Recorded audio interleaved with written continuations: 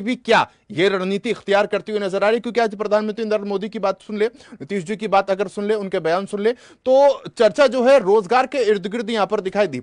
और तेजस्वी को फायदा हुआ तो 2020 में, अब क्या एनडीए भी ये रणनीति इख्तियार कर रहा है सर? सावज खान साहब, मैं मेरी बहुत ही स्पष्टता के साथ बता रहा हूँ हम्म। कि 2005 से ही हम लोग रोजगार के लिए काम कर रहे हैं। हम्म। कुछ आंकड़े मैं आपके सामने रखता हूँ। हम्म। 2005 में 15,000 रसोइया था बिहार में। हम्म। आज 2,65,000 से के ऊपर रसोइया है बिहार में। हम्म। उसी तरह अन्य सेक्टर में देखेंगे, आईटी हम्म। प्रोफेशनल्स 800 के आसपास उस समय हमारे पास डाटा एंट्री ऑपरेटर था।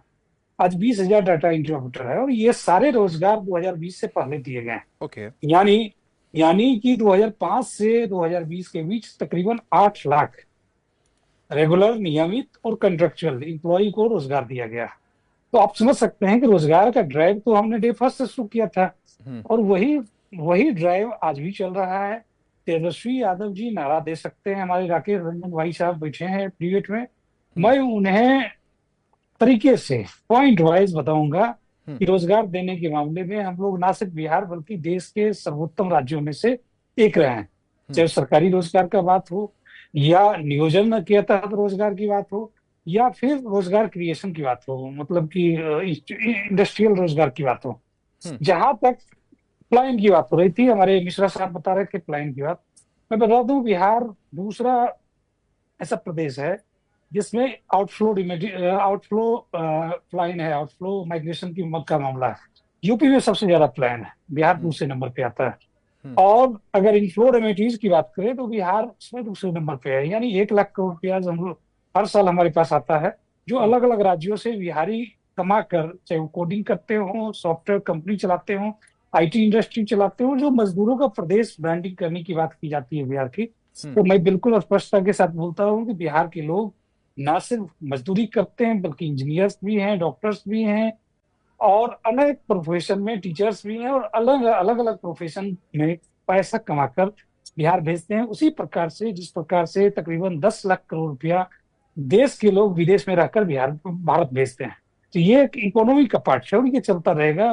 माइग्रेशन फॉर गुडनेस को एक धब्बे के तौर पे नहीं देखा जाना नहीं, चाहिए, मनोज बल्कि झा को सुना अपॉर्चुनिटी के आपने, साथ। उनकी तरफ से कहा गया है कि भाई प्रधानमंत्री नरेंद्र मोदी आए, लेकिन उन्होंने जिक्र बिहार के जो पलायन लोग कर रहे हैं, जो मजदूर कर रहे हैं, उनका नहीं करा। गुजरात में बिहार के जो लोग हैं वो मजदूरी करने के लिए आते हैं, हमारी सरकार आई तो हम स्थितियां परिस्थितियां बदलेंगे, गुजरात के जो मजदूर हैं उनको यहाँ पर बिहार में लाकर काम हम देंगे, वो ये दावा कर रहे हैं। शाहबाज साहब, मैं हम्म।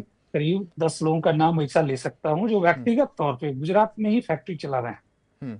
फैक्ट्री चला रहे हैं, कपड़े हम्म। की फैक्ट्री चला रहे हैं, अलग अलग फैक्ट्री हम्म। चला रहे हैं, और हजारों मजदूर को वो लोग रोजगार दे रहे हैं। ये हम्म। कहना कि बिहार के लोग मजदूरी कर रहे हैं, कहीं ना कहीं बिहार के लोगों को अंडर एस्टिमेट करने का ही हम्म। तरीका होता है। हमारा बिहार न सिर्फ मजदूरी बल्कि कंस्ट्रक्शन और हर तरह के काम है, हम्म। चाहे मैक्सिमम जो भी काम हो सके, ठीक है। इंटेलेक्चुअल हम्म। बात करें, हम्म। हम्म। कोडिंग की हम्म। बात हो हम्म। गई, स्टार्टअप का बात हो गया, हम्म। हर जगह काम कर रहा है, और ठीक बाहर है। के लोग भी ठीक है, बिहार आप कह रहे काम हैं कि कर रहे हैं। 2005 से हम लगातार जो है शिक्षा की ओर काम कर रहे हैं, रोजगार की ओर काम कर रहे हैं, लेकिन एक बात बताइए, पलायन एक बड़ा मुद्दा बनाता हुआ आपके विरोधी दल नजर आ रहे हैं, एक सवाल।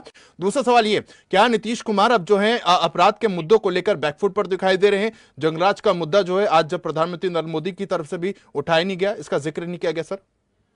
सवाल साहब, हम्म। जहां तक प्लाइन की बात है, तो हम्म। प्लाइन के लिए मैं बिल्कुल स्पष्ट कर दूं कि हम्म। हमारे पास आंकड़ा है, हम्म। और उस आंकड़ा के तहत न सिर्फ झारखंड, नहीं, ठीक है, यूपी, आप हर तुलना एक करेंगे, झारखंड की तुलना करेंगे, महाराष्ट्र की तुलना करेंगे, तमाम राज्यों की तुलना नहीं, करेंगे, ठीक है, लेकिन लेकिन लेकिन हम आपके विरोधी राजस्थान दल की कहेंगे कि पकड़े हैं। भैया सरकार जो है, नीतीश कुमार जो है वो बिहार के सीएम है ना, वहां के सीएम थोड़ी है। देखिए, in flow migration and outflow migration, this is a part of nature. Hmm. ये होगा। हम्म।